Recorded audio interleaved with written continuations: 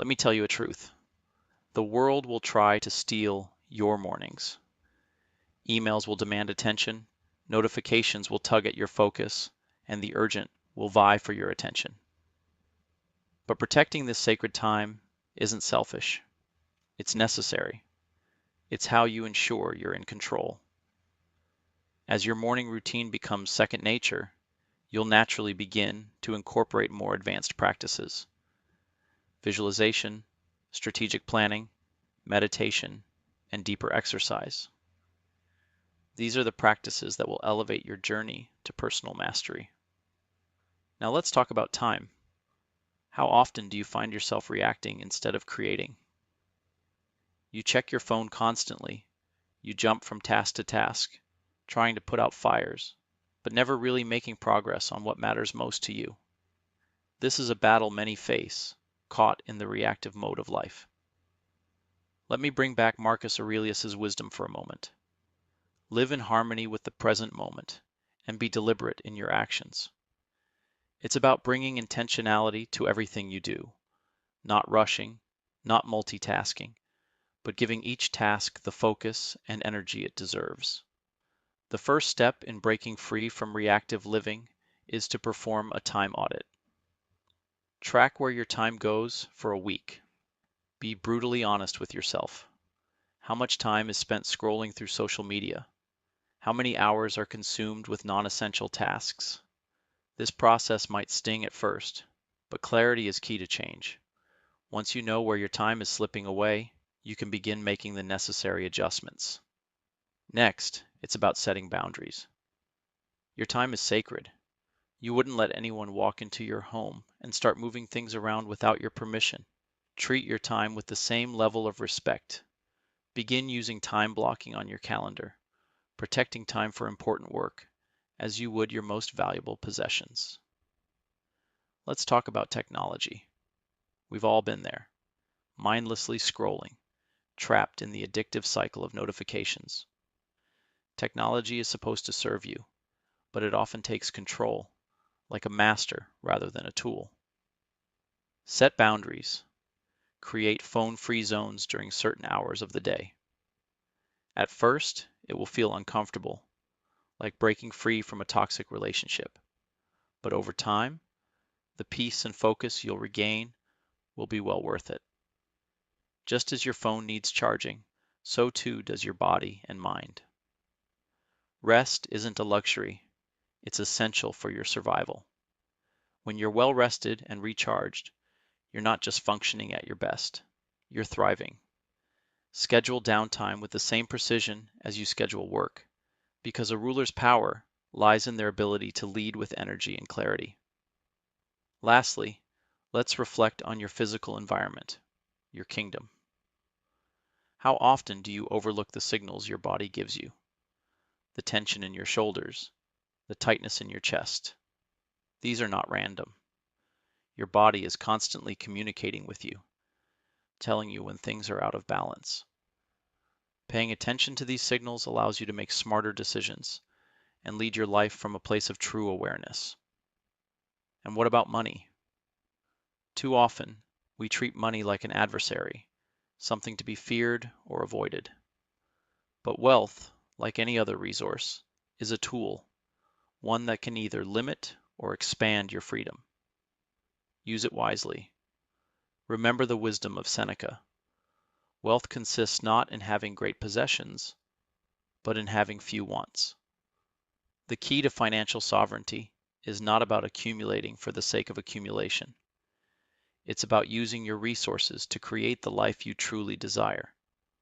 As you stand at the close of your day, reflect on how you've ruled your inner empire.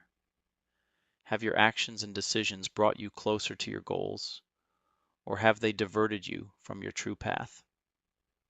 Remember, every decision you make is either building or destroying your freedom.